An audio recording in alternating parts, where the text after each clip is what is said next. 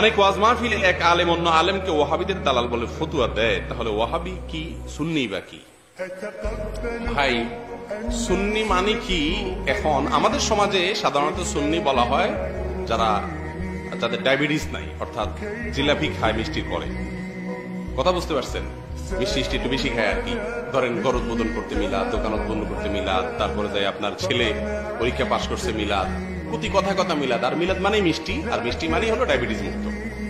তো সেই জন্য বললাম যে সুন্নি বলতে আমাদের সমাজে বোঝানো হয় মূলত যারা ডায়াবেটিস নেয়, প্রচুর মিষ্টি খায়, জিলাপি খায়, এ হলো সুন্নি আমাদের সমাজের সংজ্ঞায়।